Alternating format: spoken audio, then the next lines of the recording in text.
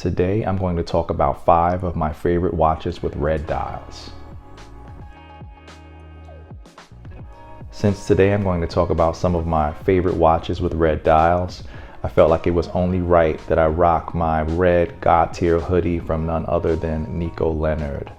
This was part of his first print run of God tier merch, and I really love this hoodie, and I get questions about it anytime I rock it when I'm out in the streets.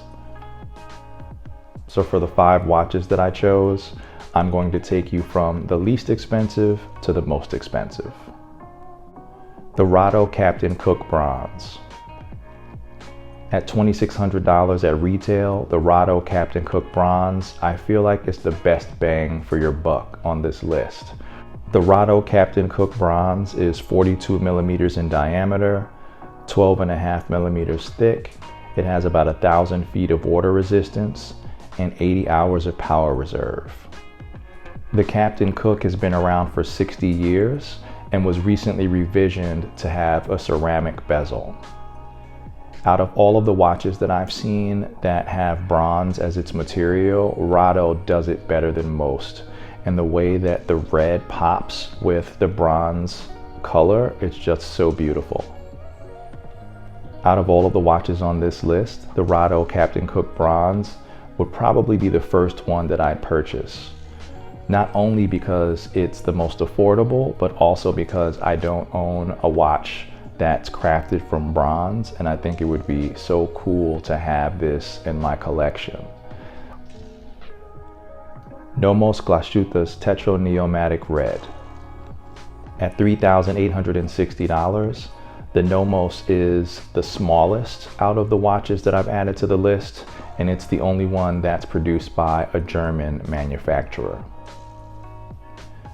I don't have a Nomos in my collection yet, but there are a few models that I've had my eye on for a while, and this one really stood out to me.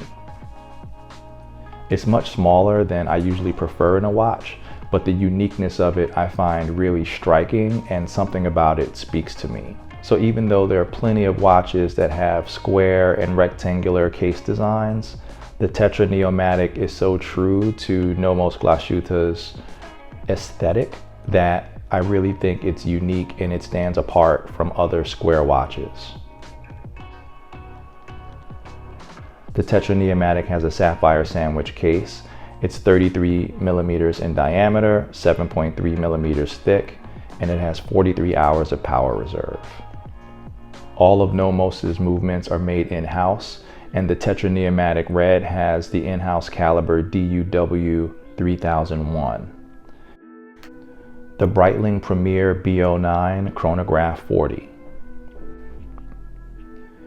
Breitling is credited with being one of the creators of the first automatic chronograph wristwatches, so it's only right that they have one of the most beautifully designed to date. Limited to 250 pieces, this watch retails at $8,600. When it comes to chronographs, it doesn't get too much more legendary than Breitling.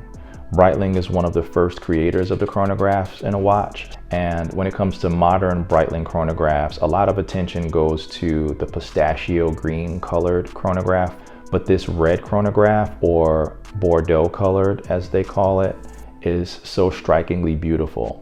When you look at the color of the dial, as well as the stainless steel indices that just pop off of the red, it's so striking. I also love the case design, the smoothness of the pushers, and the oxblood red bracelet that comes with it. The Breitling Premier B09 Chronograph 40 is 40 millimeters in diameter, 13 millimeters thick, has about 330 feet of water resistance, and 70 hours of power reserve. It's also made with an in-house caliber, of course, the B09. Out of all the watches on my list, Moser Sia is one of my favorite brands. I love their dials. I don't have a favorite out of the collection because if I had the opportunity, I'd buy several of them. They rarely miss the mark when it comes to watch design. The richness in the colors on all of their dial variations are just gorgeous and second to none. Last but not least on the list, is the Tag Heuer Carrera and Porsche RS 2.7. At $23,550, this watch is the most expensive on the list, but it's only right because this is the only one that is made out of gold. The Tag Heuer Carrera and Porsche RS 2.7 is 42 millimeters in diameter. It's made from 18 karat gold. It has about 100-meter water resistance, and it's powered with the in-house caliber Heuer O2. It also has 80 hours of power reserve. I really love the minimalist use of red in this watch.